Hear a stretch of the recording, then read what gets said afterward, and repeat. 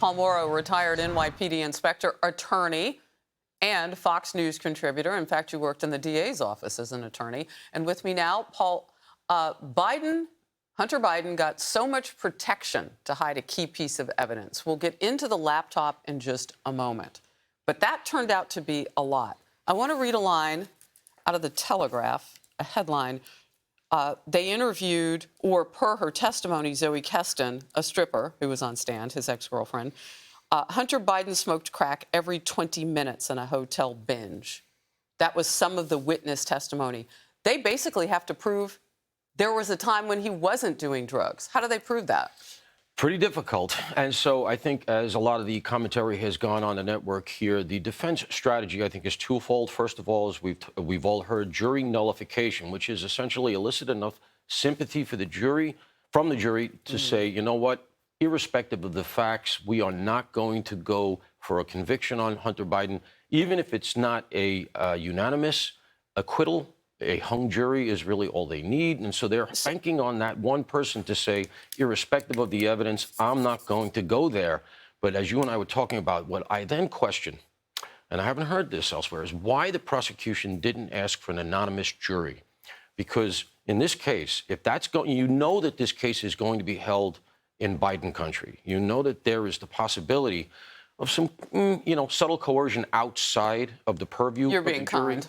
Right. So why then do you not say, I want an anonymous jury, wherein this is the kind of thing, I know normally it happens in mob trials and things like that. You don't want the jury to be influenced by outside factors.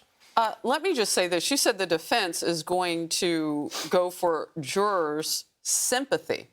Well, they see his stepmom showing up every day. They see relatives showing up. And you made this point about Jill Biden. Right. So she's in court and, in my mind, very ostentatiously taking notes. And look, she's not the lawyer. And they see that. All right. We have to remember also the president of the United States visited one of the key prosecution witnesses here. So there is a penumbra around this whole thing, which reeks of, we're in Biden country. Remember that. And the jury was chosen quite quickly. So it was quick. And they are impaneled and they're in there. And so, it's a small state. Can I just make a couple of comparisons, which we saw with former President Trump here in New York, something different than what we're seeing about Biden country, as you called it, in Delaware. First of all, it would seem that sequestering this jury wasn't really a problem because it moved so quickly. His stretched out for 6 weeks. Trump's did with meticulous, and some have argued, and I would argue it too, as a layperson, detailed information from strippers and, sex film workers and so on and so forth that didn't have anything to do with the actual charges in the case. Right. And the witness's testimony actually did. And look how quickly they wrapped this up. Is that a good thing? Does that work well for the defense or the prosecution? I think the prosecution in this case made a pretty good case of it. I mean, they have a lot of strong evidence, and it was quite pointed, as you say. There wasn't a lot of this extraneous stuff. And look, comparing it to the Bragg case is really apples and oranges, because I would say the Bragg case is really a unicorn case in the criminal justice system. In my experience, I've never seen anything like that. And I think it's no revelation to the audience that it's very appealable for all of those issues. Speaking of unicorns, the laptop that even the president called Russian disinformation. Yeah. And we know now it's at the heart of this case. Yeah. Very unfortunate that we had 51 of our supposed intelligence leaders come out against that laptop, calling it Russian coercion. To me, after first denying that it even existed, although the FBI had it all along. Right. And you have to say to yourself, why is that? They have said, Chris Wray has said, we had it for a year, but we didn't want to do anything to influence the election. Well, by not revealing that it was legit, you did influence the election. Why wasn't that put out there? As both sides, Republican and Democrat, deserved the truth about that laptop. That's what we pay them for. And that should have come out. And you know what? I have to say, President Trump, that's under the executive, the FBI.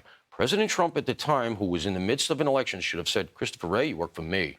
You will give a press conference tomorrow, and I am not going to influence it, but you will tell the American electorate, is it legit or is it not legit under the assessment of the FBI cyber people? And we would have gotten the truth.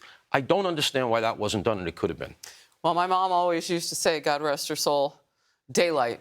The best disinfectant. Best, and it just shows us everything. All things come to light, and they have in the middle of this trial. The laptop was real.